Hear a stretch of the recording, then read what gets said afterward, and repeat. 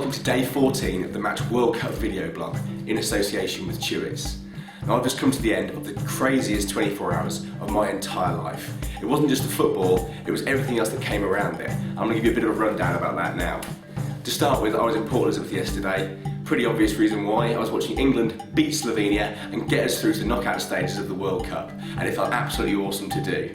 Now I was up in the press box watching the match, and when you're there, you're supposed to behave in a certain kind of way when goals are scored and when the final whistle's blown. You can say, "Well done England, well done," and be quite calm about it, but it comes to celebrating too much, you're not supposed to do that. But I couldn't help it yesterday. I think it was all the tension built up from what had happened before when I was not playing too well. So when we scored, I was just like, "Yeah!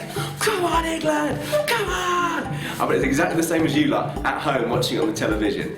People gave me a few looks, they were like, "What's this guy doing?" But they all realised the reason for it, so that was all good. At the end of the game, I went and spoke to a few of the players, and that was fantastic. We got the result, and they were all very happy. And then afterwards, I went up to the airport to catch my flight back up to Johannesburg. But I hadn't booked one, and I hadn't booked any accommodation. I was being a bit cheap, I was trying to get a last minute deal. But it didn't work out, and this is where it got a bit interesting, because I had to sleep at the airport last night, and there was nowhere to do that. It was just a case of finding a bit of floor or finding a seat somewhere and just plonking yourself on it.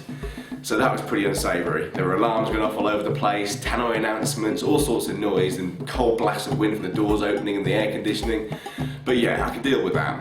The thing that made it really bearable, however, was the fact that there were loads of England fans as well there. There were about 50 or 60 of them just sitting around trying to find somewhere comfortable before their flights took off. So we sat up all night just talking about how much better England had been, and we had a great time. It was basically a bit of a party atmosphere at Port Elizabeth Airport last night.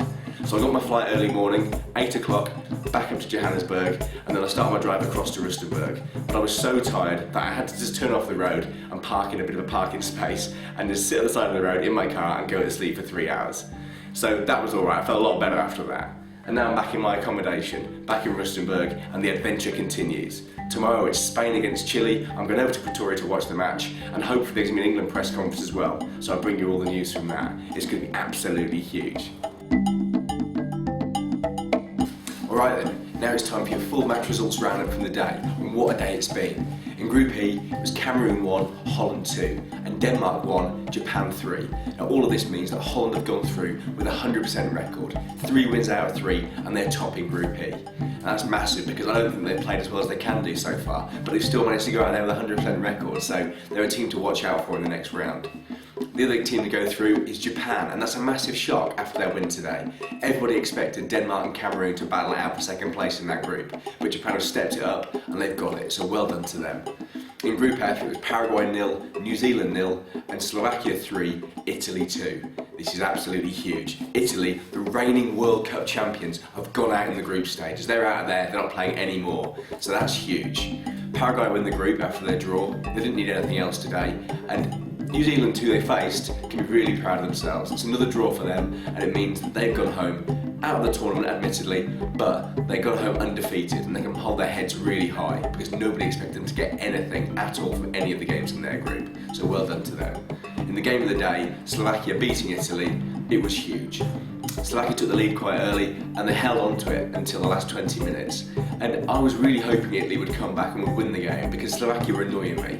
They were going down and acting injured all over the place. There's so much time being wasted that it really wound me up. But for that last 20 minutes, with 4 goals scored and Slovakia winning 3-2, I think they probably did just enough Slovakia to deserve to go through. And congratulations to them. The world champions have been knocked out. Now that's the end of my World Cup blog in association with Chewits for today. You can get all of the news, keep up with all of that on the Match website and on the Chewits Facebook page. And tomorrow I'll be back with the next blog because I'm going to be going over to the England training ground. I'm hoping they're going to have a press conference going on. And then in the evening I'm going over to Pretoria to watch Spain against Chile. As I've said today, the reigning champions, Italy, have been knocked out of the tournament. But tomorrow, the favourites, in my eyes, Spain, could go out as well if they don't manage to get a win against Chile. So it's going to be a massive night for football. I'll see you there.